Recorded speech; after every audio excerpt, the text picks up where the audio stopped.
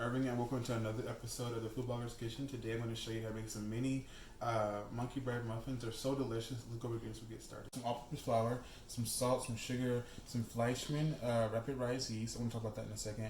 Some 1 egg, some milk, butter, vanilla, and some extra flour to just roll things out, make it easier. So the reason why this is not like sponsored by any means, but if you want to sponsor me, go ahead. But this is actually the reason why I'm talking about this is because you don't have to put this inside of the milk mixture or anything.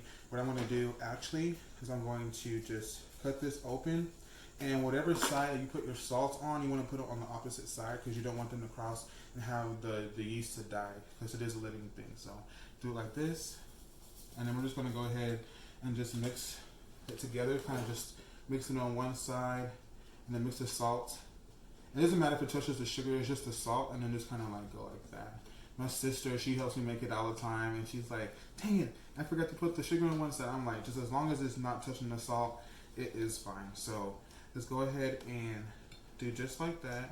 And we're gonna mix a little bit more in this big bowl. And I have a big bowl here, and I'm gonna mix everything in. I need to get a glass bowl so that you guys can see on the inside. I have a great camera person, and she will do her job. So yeah, like that. And so now everything's just super simple and easy. We are not going to make it hard. We're just going to literally pour everything in here. I'm gonna pour the egg inside of the milk and butter mixture. And just stir it up. Just stir it up, and then, guys, I'm telling you, this is my standard bread dough recipe. I should say it's a variation of it. Like my standard dough bread recipe is bread flour, water, and oil, and sugar and salt. That's really it. This I couldn't find any bread flour in my local Walmart, so I just have to just use regular all-purpose flour. I urge you to just use whatever it is that you got on hand. Do not like go crazy and like, dang, I can't find no bread flour. Just use what you have, okay? So I'm gonna go ahead and get this mixed together, and once it becomes into like a nice ball, I'll show you before we start kneading it. Alright guys, so I just dumped out my dough, and what I'm gonna do is I'm just gonna just bring it together, and you wanna just make sure that you you just wanna make sure that you keep your hands floured, not too much, but you wanna make sure that it's just flour rough. Like if it's too sticky, just add a little bit of flour at a time. We don't want it to become like a brick, because we're making bread, we're making soft, fluffy bread. We're not making a dense brick, you know what I'm saying? And so I want to go ahead and show you the ingredients for the frosting. So look right here. I have some powdered sugar and some milk. What I'm going to do is very easy. I'm going to take a couple tablespoons at a time and just kind of mix it in until it's kind of like a thick frosting. And what I'm going to do with this is I'm going to knead this for about 7 to 10 minutes. And whenever you prick it with your finger and it bounces back kind of slightly, that's how you know it's done. I'll show you whenever we get there. Yeah, so I just got done kneading my dough exactly for 10 minutes. And I have a bowl here that's been oiled with some vegetable oil. So I'm going to show you the dough really quickly. So whenever you press it and bounces back pretty well, it means that gluten and stuff is nice and formed. So now we're just going to relax it. We're going to put it, it's really nice and soft. Do you see that? I'm going to put it in our bowl. And come here. I'm going to toss it around just a little bit. And you need to really get one of those glass bowls so you can see. I don't have to have you to come here. And I have some plastic wrap already ready. See, I'm ready today. See? I'm going to put this. So we're going to have to sit for an hour to an hour and 30 minutes, just until it's nice and double in size. And once it gets there, we'll shape everything. And you're going to also let it proof for like another 30 minutes. And I'll show you whenever we get there. But go ahead and have your icing ready. Plaster it up on top of that, and then set that aside. So, yeah. So my dough is nice and fluffy. And I've already punched it down a little bit. You can see. Come here. I punched it down already. And then I'm going to go ahead and dump this out on my lightly floured surface. After you get done rising it, try to use as little bit of flour as you can. You can see it's very nice. It's very, very forgiving, as they say. And that just means it's really relaxing. You can use it easily. So just kind of just press out them air bubbles. I know it's sad. You don't want to have to knock out the air bubbles, but that's how it's able to rise back up. So just to recap, made the dough, kneaded it for 10 minutes, 7 to 10 minutes. It lasts about an hour to an hour and 30 minutes, and punch it down. Now we're here. So what we're gonna do now, I'm gonna take my really sharp knife, and I'm gonna cut this in half. And what we're gonna do is we're just gonna keep cutting it in half until we get just kind of like equal pieces. Like if you want to use like a scale, you can, but like I told you, I'm not a scale person. I thought about getting it not for like measuring like stuff like this, but more for sorry waving that knife, more for just like, you know, measuring out flour and stuff. But I still haven't got it yet. It's kind of being lazy.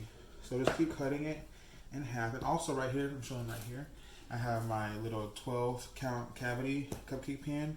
I just buttered it just because, you know, I have the sugar and everything like that. I want to make sure that it doesn't stick to my pan. But also the pan is not stick, but you just want to make sure you take extra precaution. There's nothing wrong with that. So as you can see, I just keep cutting everything in half. And we just need like little kind of like tiny balls. And I'll kind of show you that.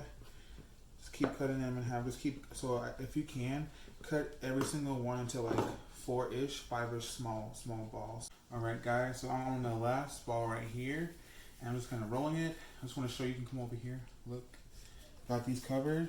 And make sure you keep them covered so they won't dry out. So I'm just going to just, now I want to show you. So I have my cavity pan right here, or my cupcake pan, whatever you want to call it. And I have my cinnamon right here. I'm going to have my cinnamon, sugar, and flour. Lots of butter, and then my icing is over here. Just been sitting waiting for the glaze them. Let's say buns. So glaze the monkey bread. So what we're going to do first is we're going to dip in the little ball into like the butter, then into the sugar, and really make sure it's nice and compact in there. You know what I'm saying? Make sure it's nice and compact, and then do it like this, right? And then shake any excess off and put it in there. And each little cavity is going to get like 2 to 3 of them if they're really big. If let's say if you didn't feel like doing what I did, cutting half and half again, just make sure that you get like at least 2 to 3 in each one. So I'm going to let these, after I do all of them, I'm just going to do 12 right now.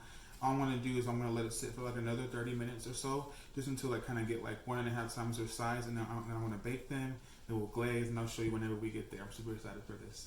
Guys, you gotta look at these. They just came out the oven. They're so nice, and like they look crispy, but they're really soft. As you can tell, come here, you see that look nice and fluffy.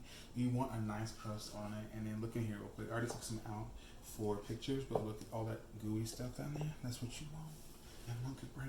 So with the frosting, all the glaze rather, I can feel I'm already ready. You see that? I'm already ready. I'm already like on it.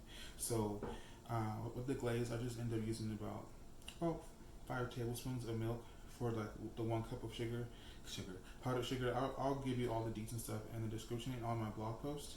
But you see, guys, look at this. Look, and you look at that. Oh, the icing is dripping over there. Look, it's dripping. Let's go ahead and give it a try. I know Avanta's gonna be very excited whenever he sees this. He has no idea what I'm making. So let's go ahead and I get the first piece. So you see. And I'm gonna tear it apart for you. Oh my gosh! And like the vanilla that's in the dough too is like a nice, very like aromatic like smell. Yeah, that part wasn't that good. Let's go ahead with the taste. Let's forget about that.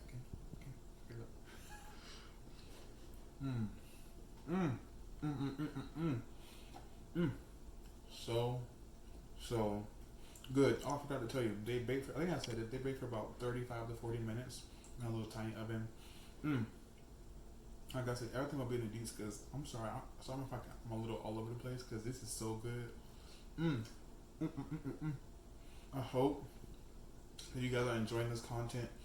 I hope that you are trying the recipes, and if you are, please don't forget to tag me. I put everything like my links and stuff like that to my social media is all in the description box below. And I'll see you guys next time on the Footballer's Kitchen.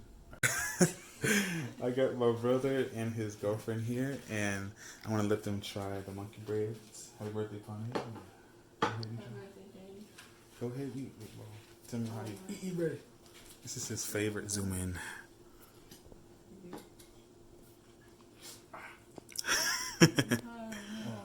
You like that? Tell them what you think, y'all. Delicioso. Oh yeah.